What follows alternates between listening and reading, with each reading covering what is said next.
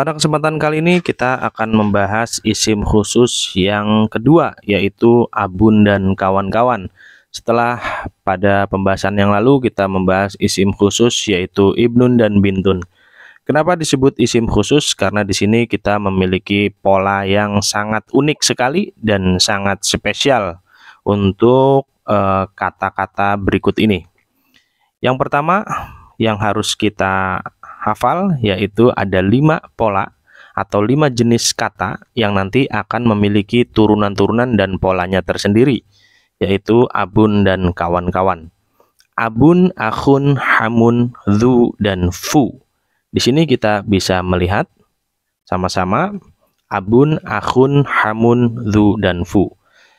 Ini cuma ada 5, maka kita harus menghafalnya terlebih dahulu sebelum kita beranjak ke halaman berikutnya.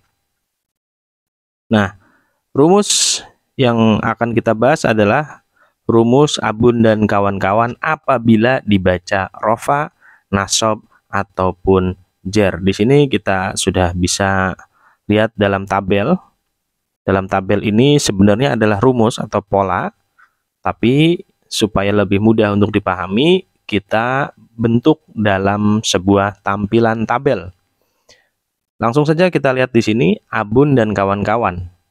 Apabila dibaca rofa, nasab, ataupun jer, yaitu akan mengalami atau mendapatkan tambahan waw, alif, atau ya di akhir kata.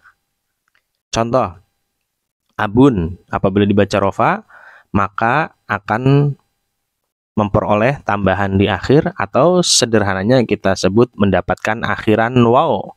Apabila nasab, abun mendapatkan akhiran a. Apabila jer, abun mendapatkan akhiran ya. Langsung saja kita lihat pada contoh tabel berikut. Nah, pada tabel yang tadi kita lihat, hanya ada abun berubah menjadi rofa, abun berubah menjadi nasab, dan abun berubah menjadi jer. Itu pun belum ada bentuk perubahannya, hanya rumusnya saja. Pada tabel kali ini kita akan lihat langsung abun dan kawan-kawan serta bentuk perubahannya apabila berubah menjadi rofa, nasab, ataupun jer. Mari kita lihat dulu abun dan kawan-kawannya, yaitu abun, akhun, hamun, dhu, dan fu. Nah, ketika rofa memperoleh tambahan atau mendapatkan akhiran waw, apabila nasab mendapatkan akhiran a, apabila jer mendapatkan akhiran ya. Nah, langsung saja kita simak bersama, kita kupas tuntas tentang abun dan kawan-kawan. Abun apabila dalam kondisi menjadi rofa, maka dia harus mendapatkan akhiran waw. Nah, untuk lebih jelasnya langsung saja kita lihat abun berubah menjadi abu ketika rofa. Apabila bertemu dengan amil nasab inna, maka abun berubah menjadi aba. Secara kalimat kita akan baca inna aba. Apabila di abun bertemu dengan amil jermin, maka abun berubah menjadi min abi. Inilah pola-pola tentang abun. Abun, abu, inna aba, min abi. Sekarang kita lihat akhun. Akhun juga sama, mendapatkan akhiran waw dan tidak tanwin. Akhun apabila rofa menjadi akhu, apabila nasab menjadi inna akho, apabila jer menjadi min akhi. Hamun. Nah, hamun juga sama, apabila rofa mendapatkan akhiran waw, yaitu berubah menjadi hamu. Ketika nasab diawali dengan amil nasab inna, maka berubah menjadi inna hama. Apabila bertemu dengan amil jermin, maka berubah menjadi min hami. Hamun, hamu, inna hama, min hami. Nah, ini 3 ini memiliki pola yang sama, ya. Sedangkan nomor 4 dan nomor 5 yaitu dzu dan fu ini agak sedikit berbeda. Jadi 1, 2, 3 sama, 4 dan 5 samanya. Maksudnya 4 samanya dengan yang 5. Ya, sekarang kita bahas yang dzu. Dzu ketika menjadi rofa dia harusnya bertemu dengan waw, tapi karena kalimatnya kata ini sudah diakhiri dengan waw, maka tidak ada perubahan sama sekali. Dzu dan fu ketika rofa sama seperti awalnya, tidak mengalami perubahan, yaitu dalam kalimat tetap dzu dan fu. Akan tetapi ketika bertemu dengan amil nasab inna, maka dzu berubah menjadi inna dza. Ada alif di situ ya, bisa kita lihat sama-sama. Nah, kemudian fu juga sama, inna fa.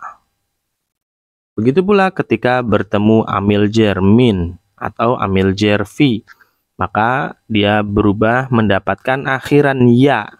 Waw-nya hilang diganti akhiran ya. Kalau tadi amil nasab inna, waw-nya hilang diganti alif, akhiran alif. Ya, sekarang kita lihat min dzi, fi, min dzi, fi. Nah, ini karena kita baca, karena sama kita baca sekalian saja ya. Dzu dan fu karena sama polanya kita baca sekalian. Nah, sekarang kita lihat lagi rinci ya. Kita rincikan lagi. Dzu, ambil kesimpulan, dzu fu inna. Dzu fu itu ketika dalam kondisi rofa, ketika nasabnya inna dza dan inna fa. Ketika jernya min dzi atau fi. Nah, tidak usah terlalu khawatir dengan istilah-istilah ini nih artinya apa, ini nih maknanya apa. Tidak perlu khawatir sampai seperti itu, karena memang kita di awal pembelajaran bahasa Arab ini kita hanya akan membaca tanda bacanya. Nah, yang pasti ketika rofa itu biasanya digunakan untuk subjek, tapi kita juga tidak perlu terlalu khawatir mana yang subjek, mana yang objek, karena memang belum sampai ke sana pelajarannya. Maka pelajaran bahasa Arab kita sebenarnya ya masih jauh, maka harus kita persingkat segera dengan rumus-rumus yang singkat dan jelas ya. Tapi yang pasti abun dan kawan-kawan ini, karena ini masuknya isim khusus atau isim spesial, maka ini hanya ada 5 dan tidak perlu khawatir seperti amil, nanti ada banyak ya amil jenis-jenisnya. Karena ini cuma ada 5, maksudnya polanya kita hafal 5 ini saja dulu, terus kemudian apabila bertemu amil nasab inna dan amil jarmin, maka tinggal diterapkan kalimat katanya akan berubah menjadi seperti yang ada pada tabel berikut ini. Kita lihat ya. Kita ulangi. Abun abu inna aba min abi. Akhun akhu inna akha min akhi. Hamun hamu inna hama min hami. Dzu inna dza min dzi. Fu inna fa fi. Nah, seperti itu. Alhamdulillah kita sudah selesaikan tabel-tabel berikut. Nanti kita akan masuk ke dalam contoh-contoh pengaplikasian dalam kalimat. Wassalamualaikum warahmatullahi wabarakatuh.